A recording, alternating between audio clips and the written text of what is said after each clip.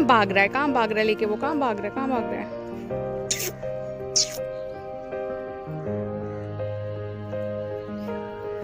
बेचारे इतने ठंड में कैसे रहते हैं इधर।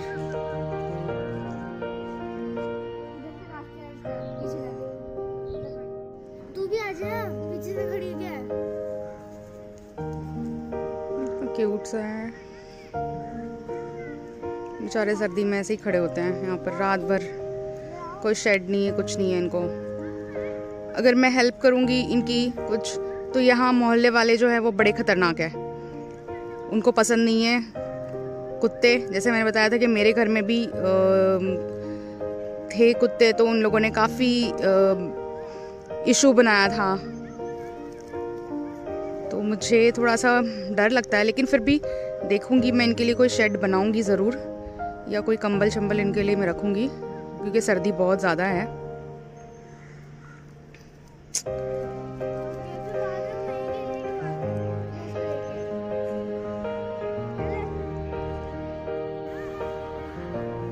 अस्सलाम वालेकुम, गुड मॉर्निंग फ्रेंड्स, कैसे हैं आप सब? उम्मीद है ठीक होंगे, और आप लोगों की दुआ से मैं भी ठीक हूँ।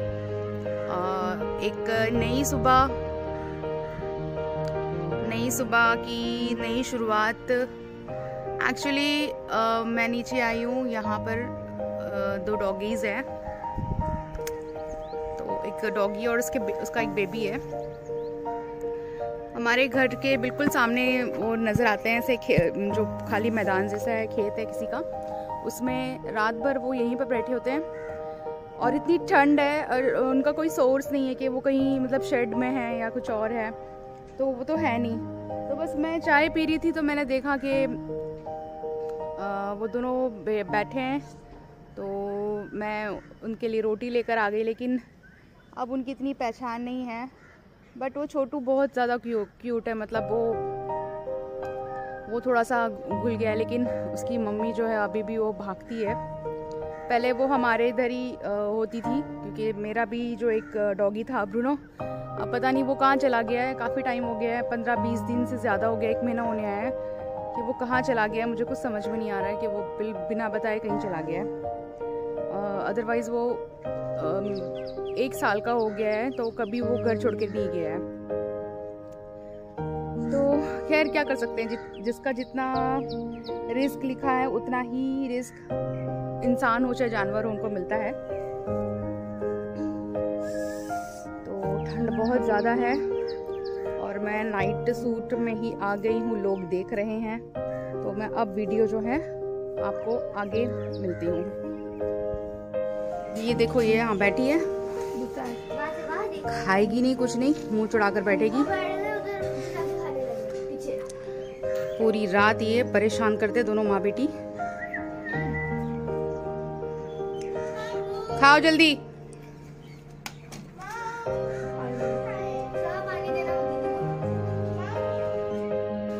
तो फ्रेंड्स, आगे मैं वहाँ से कैमरा बहुत ब्लर हो रहा है, मुझे इसका टेम्पर चेंज करना पड़ेगा। तो आज क्या शेड्यूल है तो ये पता चलेगा। मुझे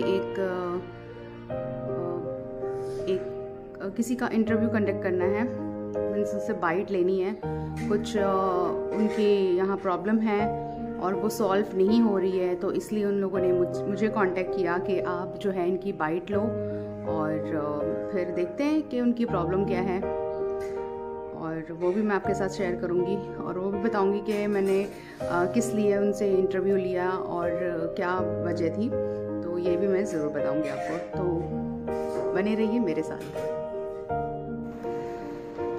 तो फ्रेंड्स, जैसे मैंने आपको सुबह बताया था कि मैं जाऊंगी किसी का इंटरव्यू कंडक्ट करने के लिए, लेकिन बहुत दुख की बात ये कहना पड़ रहा है कि मैं अच्छे दिल से आज नहीं जा पा रही हूँ, क्योंकि जो मेरी मदर इन लॉ है उनका इंतकाल हो चुका है, और मैं इतनी ज़्यादा मतलब अफसोस में हूँ कि मैं वहाँ पहुँच नहीं पा रही हूँ, क्योंकि उनका जो है जनाजा मेरे ख्याल से ज़ोहर से पहले कर देंगे, और जम्मू से पुंछ का जो रास्ता है वो कम से कम 6-7 घंटे का रास्ता है, तो मेरे लिए पॉसिबल नहीं हो पाएगा।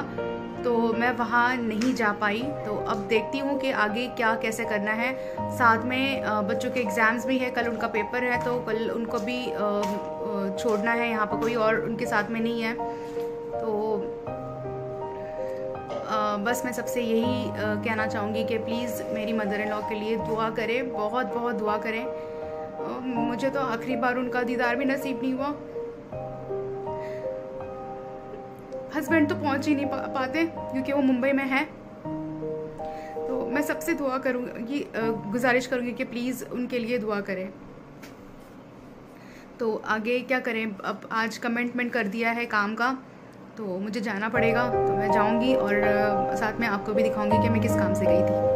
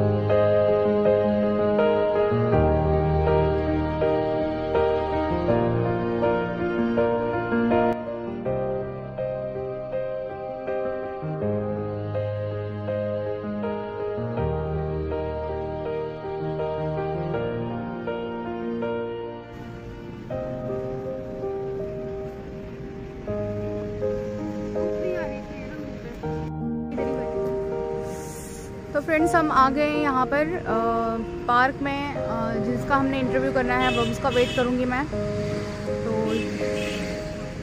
उनका क्या मुद्दा है वो देख के तो जल्दी से जल्दी ख़त्म करके तो घर पहुँचूँगी, ताकि घर जाके थोड़ा सा कुछ पढ़ाई करें और अम्मा के नाम पे कुछ बख्शें, क्योंकि अब तो वो रहे नहीं। अब हमारा यही है कि बस जितना हो सके उनको साले सवाब में जितना हो सकता है उतना हम करने की कोशिश करेंगे। तो अब वेट कर रही हूँ उनका और देखते हैं कब तक आते हैं वो। तो मिलती हूँ आपको। एलजी साहब, मैं आपसे ये रिक्वेस्ट करता हूँ कि उन लोगों को बोलें कि मुझे धमकियाँ देने की कोशिश ना करें।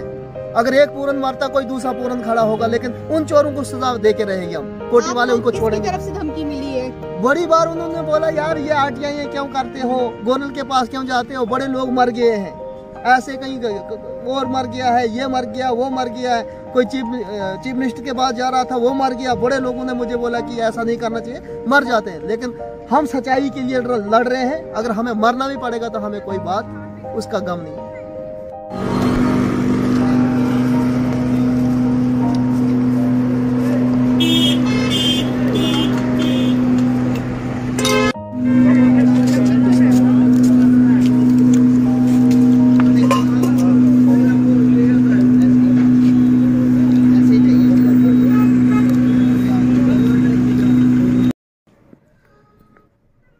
तो फ्रेंड्स, आज का आपने देखा कि मैंने बहुत खुशी खुशी से ब्लॉग स्टार्ट किया था मॉर्निंग में कि नहीं आज नई सुबह है और नया दिन है, नए प्लान्स हैं, नया काम है।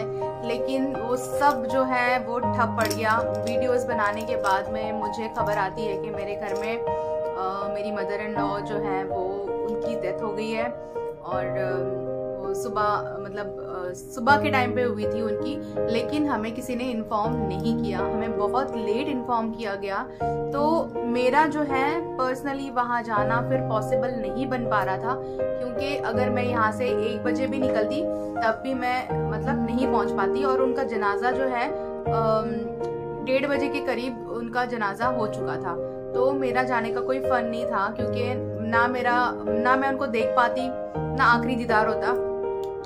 तो इसलिए बहुत जद्दोजहद करने के बाद मैंने किसी को कमिटमेंट की थी कि मैं उनका इंटरव्यू कंडक्ट करूंगी, तो मैं वहां चली गई। फिर उसके बाद आने के बाद फिर हमने यही प्लान किया, अब यही सोचा अब तो घर में हम पढ़ रहे हैं उनके लिए, क्योंकि वो तो चले गए, वो उस जगह पे है ही नहीं, तो हमारा जाने का कोई फायदा नहीं है।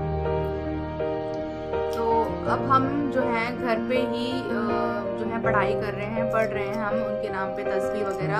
और कल इंशाल्लाह अगर हुआ तो मैंने कुरान खानी करवानी है सुबह में, तो वो भी मैं आपके साथ शेयर करूंगी।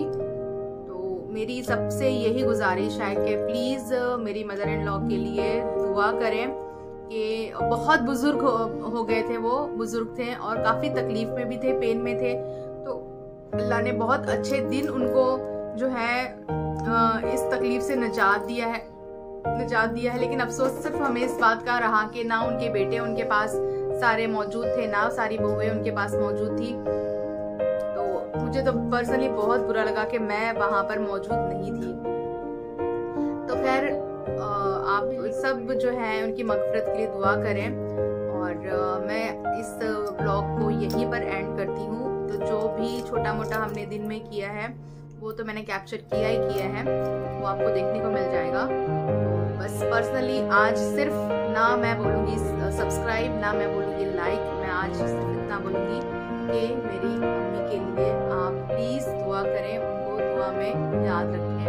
तो कल उनका जो है हम इंशाल्लाह ख़त्म करेंगे, कुरान खानी वगैरह कराएंगे, बच्चों को घर में बुला के मदरसे से। तो जितना हो सकेगा हमसे हम करेंगे। तो मिलती हूँ आपको कल की वीडियो में। टिल देन अपना ख्याल रखें, जिंदगी बहुत कीमती है, प्लीज किसी से लड़े ना झगड़े। सब जो है अगर किसी के साथ किसी का पंगा भी हुआ है या कोई किसी से बातचीत नहीं कर रहा है, तब भी अल्लाह के वास्ते, अपनी आखिरत के वास्ते एक दूसरे को जो है वो माफ करे, माफ करके सोए, माफ करे बगैर ना सोए, क्योंकि क्या पता सुबह आपकी आंख खुलेगी नहीं खुलेगी, क्या पता कल हो ना हो। तो मिलती हूँ आपको नेक्स्ट वीडियो में। अल्लाह।